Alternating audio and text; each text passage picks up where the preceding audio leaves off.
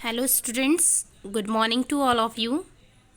Today we will start the unit 2 and the topic is bioavailability and bioequivalence.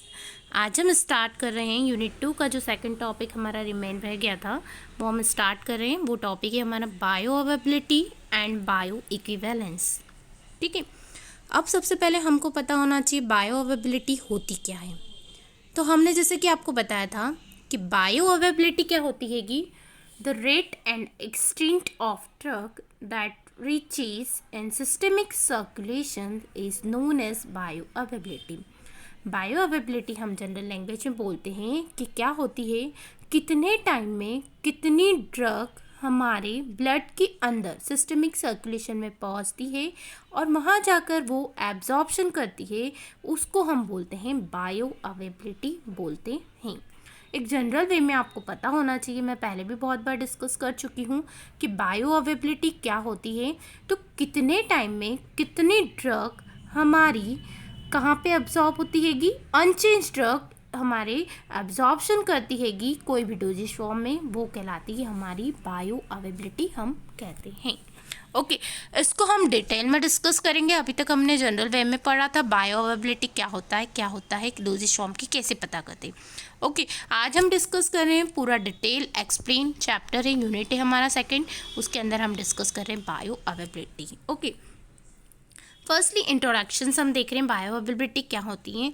The therapeutic effectiveness of drug depend on the ability of doses form deliver the medicament to its site of action at the rate and amount sufficient to elect the desired pharmacological response।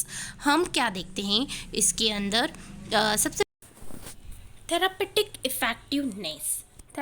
Effectiveness that means क्या है, treatment के लिए drug कितना effect कर रही है। Drug किस पे डिपेंड करती है, किसी भी डोजेज फॉर्म पे। जब हम कोई डोजेज फॉर्म बनाते हैं तो वो कितना हमारे ब्लड के अंदर जा रही है, कितने टाइम में जा रही है, और वो एक फार्माकोलॉजिकल रिस्पांस दे रही है कि नहीं। फार्माकोलॉजिकल रिस्पांस दैट मीन्स होता है फार्माकोकाइनेटिक एंड डायनामिक। ओके, जैसे कि हमारी बॉडी में हमारे kinetic factors absorption, distribution, metabolism और एक्सक्रीशन, ये वाला फैक्टर प्लस हमारे दूसरे फैक्टर्स कौन कौन से, कितनी फ्रिक्वेंसी ली है हमारा, कितने टाइम में असर कर रहा है, ये सब चीज़ हमारी क्या करते हैं डोजेज फॉर्म पर डिपेंड करता है, कि डोजेज फॉर्म की ड्रग पर डिपेंड करता है कि वो कितना इफेक्ट हमारी बॉडी में देगी और ब्लड में कितने टाइम तक रहेगी। ये हमारा थेरापेटिक इफेक्ट जो है वो ड्रग देता है। सेकेंड है, this attribute of the dosage form is refer to physiological availability, biological availability and bioavailability. Physiological availability का मतलब ये है, सपोज कोई डोजेज फॉर्म हमने किसी पर्सन्स को दिया है ना, तो फिजियोलॉजी मतलब दैट मीन्स क्या, कि पर्सन जैसे छोटे बच्चों को दिया तो उसका एक्टिविटी, ह्यूमन बॉडी का उसकी एक्टिविटी कैसी है, उसका फंक्शन, किसी भी ऑर्गन्स का फंक्शन कैसे उस दवाई के लिए बिहेव कर रहा है, वो फिजियोलॉजिकल कहलाता है ना। फिजियोलॉजी हम पढ़ते हैं कि फिजियोलॉजी मतलब क्या होता है, जब हमने कोई दवाई ली तो दवाई लेने के बाद हमारी बॉडी का क्या फंक्शंस रहा, एनाटॉमी कैसी है, हमारी बॉडी का एनाटॉमी कैसा है, फंक्शंस कैसे कर रहा है, वो फिजियोलॉजी अवेबिलिटी बताती है ना। बायोलॉजिकल और बायो अवेबिलिटी मतलब कितने टाइम में कितनी ड्रग एब्जॉर्प्शन कर रही है ब्लड के अंदर, वो हमारी कहलाती है बायो अवेबिलिटी कहलाती है।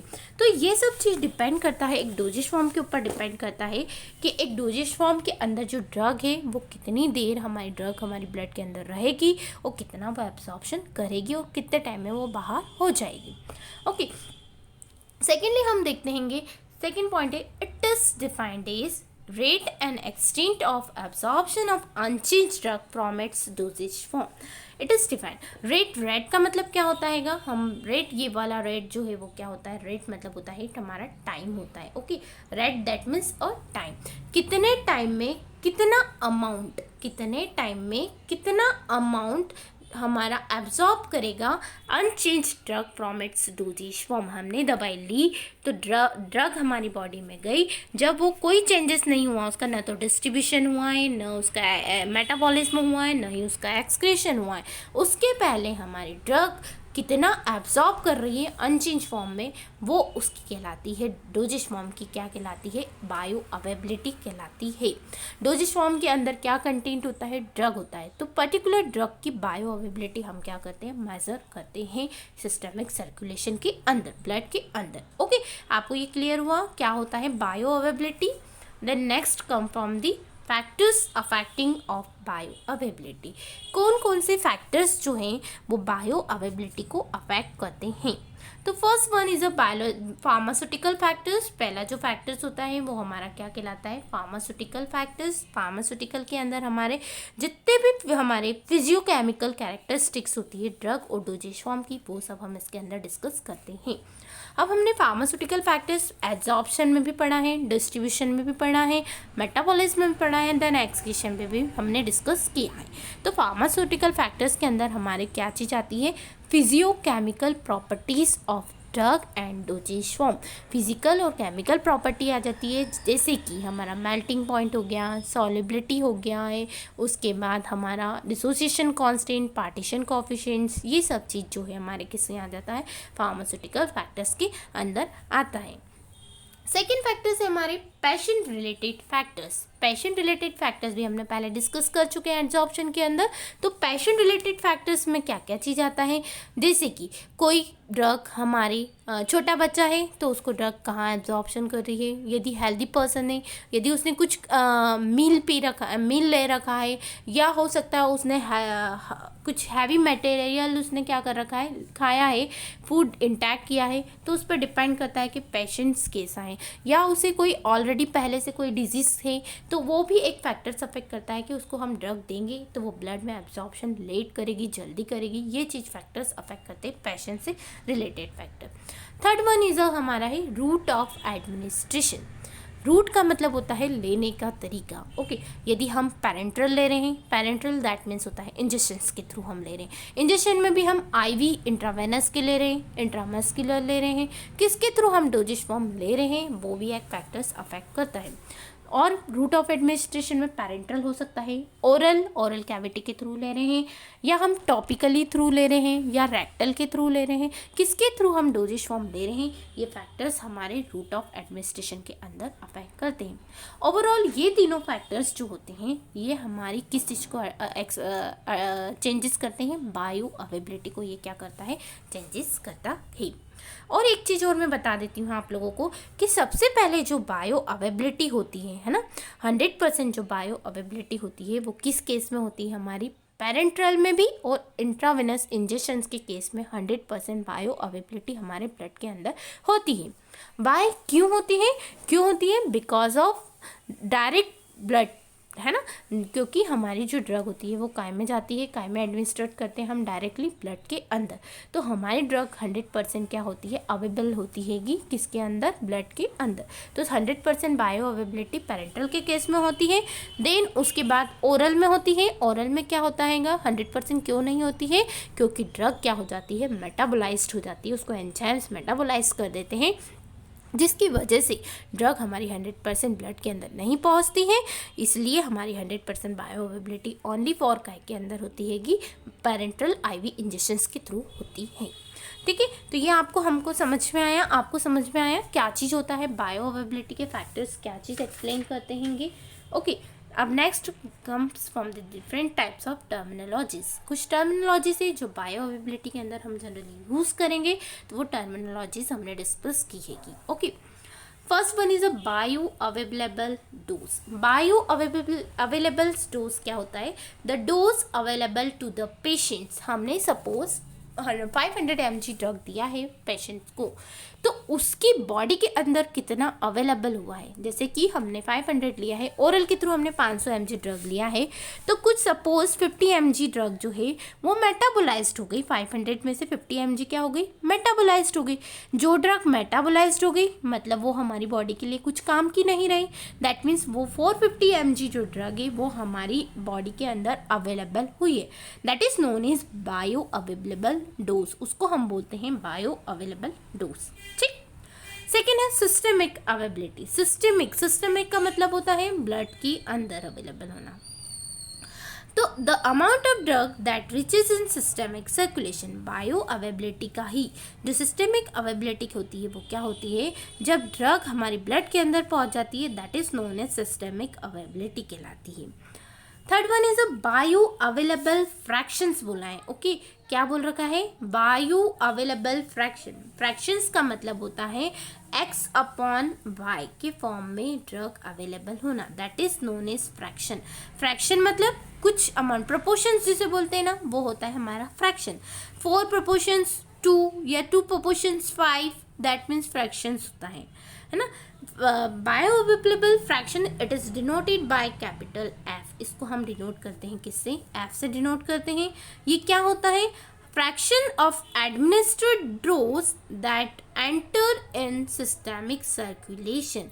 क्या बोला हमने, कितना फ्रैक्शन हम ले रहे हैं और कितना वो ब्लड के अंदर पहुंच रहा है, वो कहलाता है हमारा बायो अवेलेबल फ्रैक्शंस। ये एक फॉर्मूला दे रखा है बायो अवेलेबल फ्रैक्शंस का।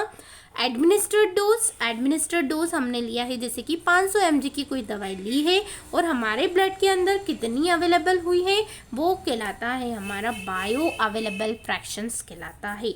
इस फॉर्मूले से हम रिप्रेजेंट करते हैं bio available fractions. Okay, clear हुआ, ये डिफरेंट टाइप्स ऑफ टर्मिनोलॉजीज आपको क्लियर हुआ। हम बार बार इसको यूज़ करेंगे तो आपको ये पता होना चाहिए कि टर्मिनोलॉजीज का मतलब क्या होता है।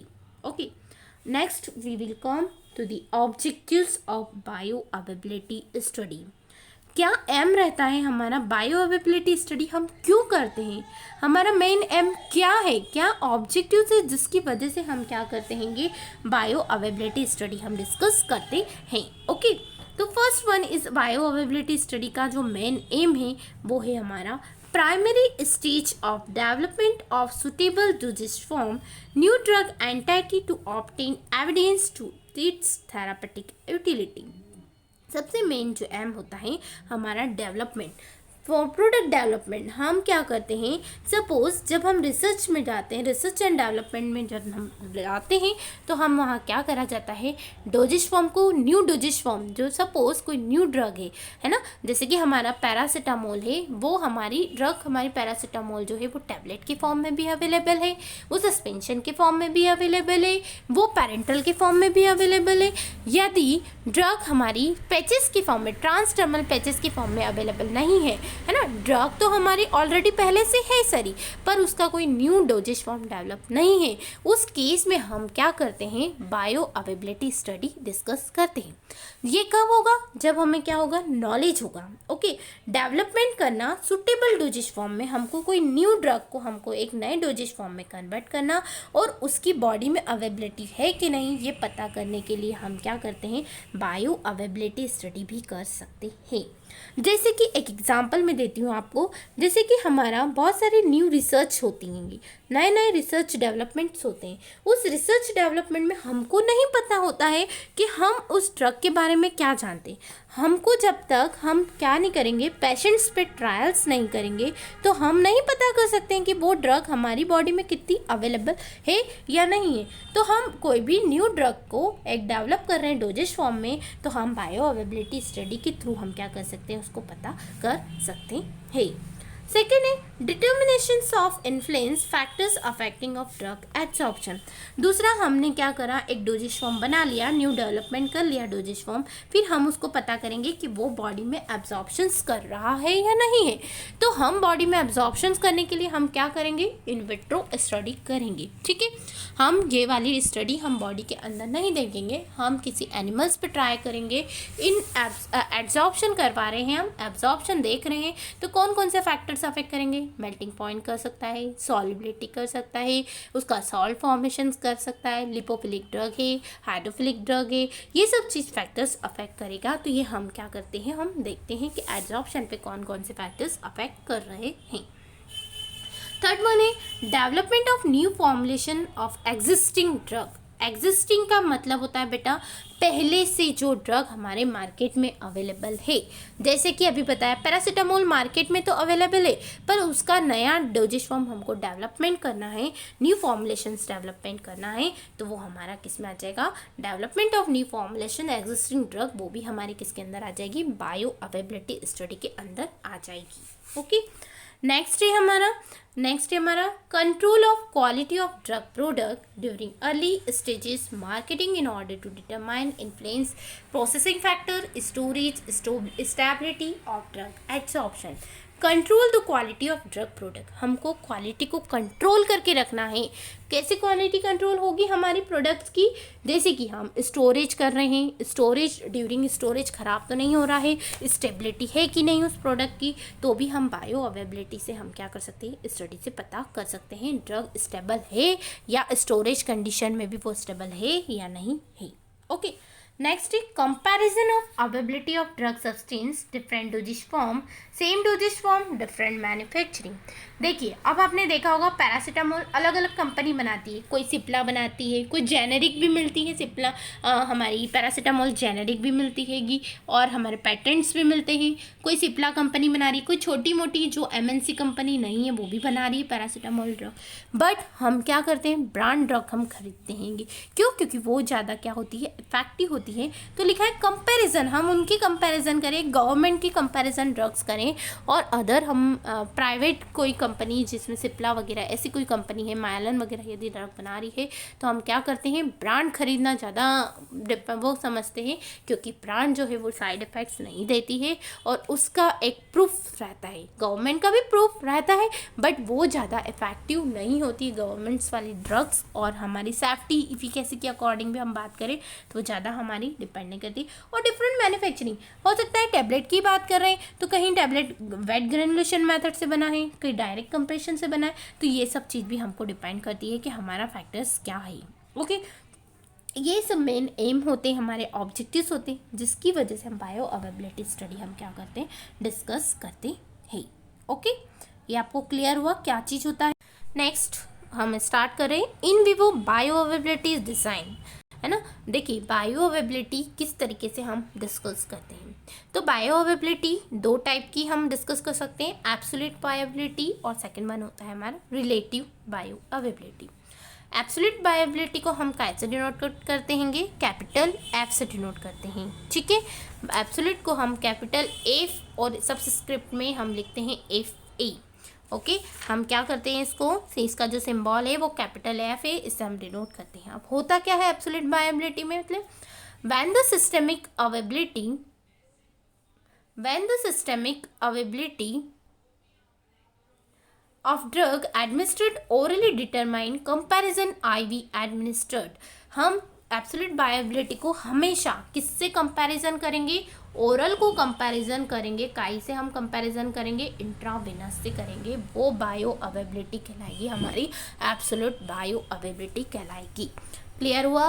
एब्सोल्यूट बायोअवेलेबिलिटी क्या होता है, जब हमारी ड्रग हमारी कहाँ गई, ब्लड के अंदर गई, तो हम ओरल को हम किससे कंपैरिजन करेंगे, इंट्रावेनस से। ये चीज़ ध्यान कर रखिएगा, ये जीपैट के क्वेश्चंस में भी पूछा जाता है। एब्सोल्यूट क्या होता है, रिलेटिव, और that is very important chapters. Okay, not easy है ना, बहुत ईजी नहीं है, ये बहुत इंपॉर्टेंट चैप्टर है और बहुत अच्छा है यदि आप इसको डिटेल में आप डिस्कस करेंगे तो।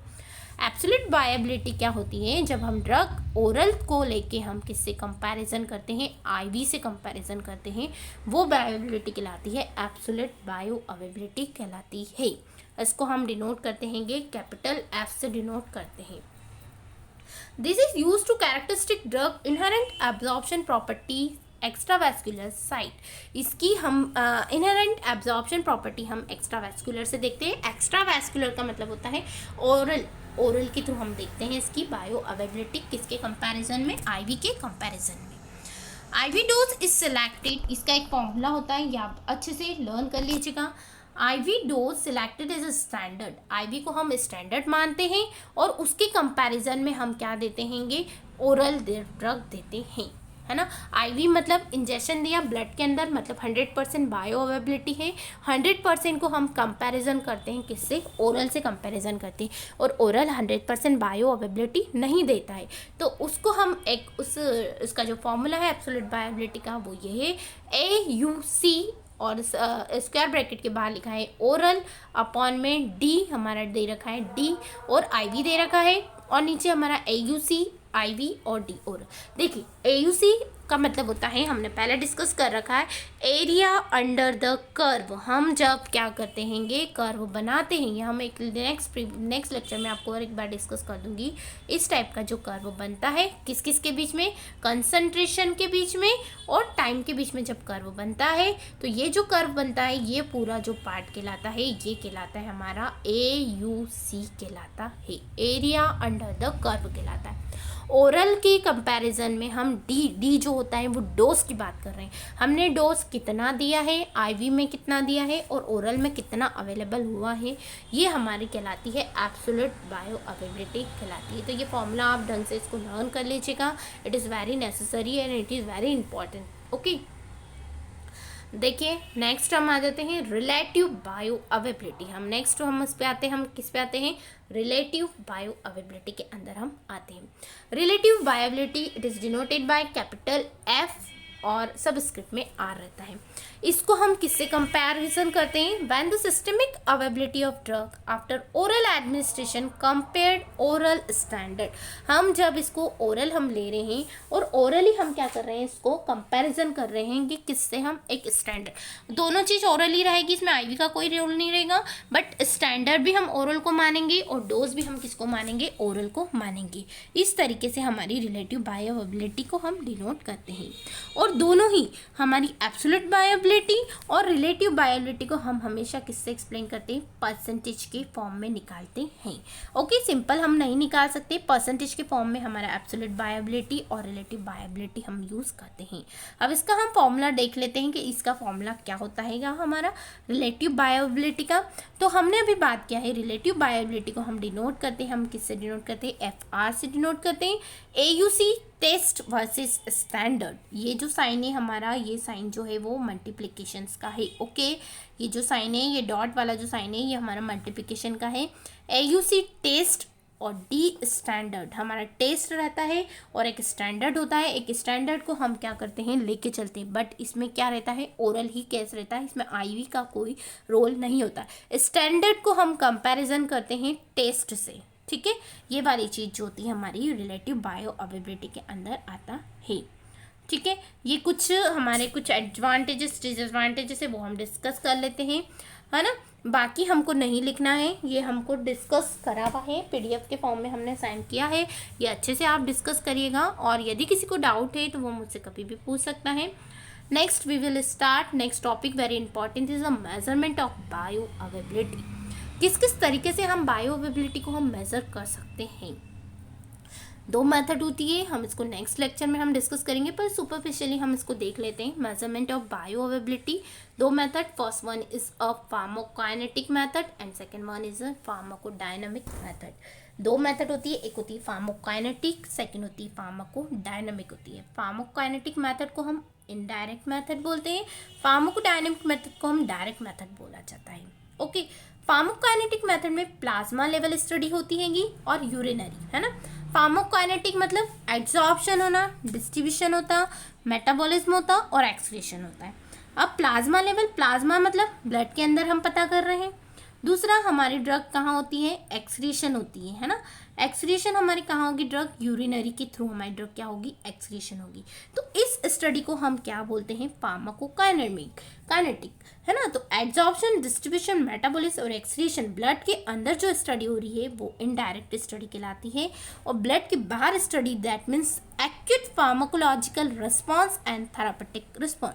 हमारी ड्रग ली तो हमारी बॉडी ने उसके लिए क्या रिस्पॉन्स दिया, that is known as pharmacological response and therapeutic response. ये जो मेथड होती है डायरेक्ट मेथड होती है। इस तरीके से हम मेथड को डिस्कस करेंगे और ये हमारा exam point of view very important topic है। क्या चीज़ आता है, बायो अवेबिलिटी क्या होती है, बायोअवेलेबिलिटी कितने टाइप्स की होती है और किस किस मेथड के थ्रू हम मेजर करते हैं। ये 15 मार्क्स के क्वेश्चंस हमेशा आता है। हम इसको डिटेल नेक्स्ट लेक्चर में हम इसको डिस्कस करेंगे। ओके, यहाँ हमारा लेक्चर कंप्लीट होता है। जिसको कोई डाउट्स है वो मुझसे कभी भी क्लियर कर सकते हैं। और ये हमारी ब्रह्मांकन जो बुक हमने डिस्कस किया लेक्चर में, प्रीवियस लेक्चर्स में हमने क्लासेस में देखा है, ब्रह्मांकन book as it is same PDF है। ये ब्रह्मांकन जैसी ही है, आप उसको ब्रह्मांकन से डिस्कस करें या ये वाली जो नोट्स है इससे डिस्कस करें, सेम है। और यदि किसी को डाउट्स है वो कभी भी पूछ सकता है। ओके, यहाँ हमारा लेक्चर कंप्लीट होता है। Thank you so much.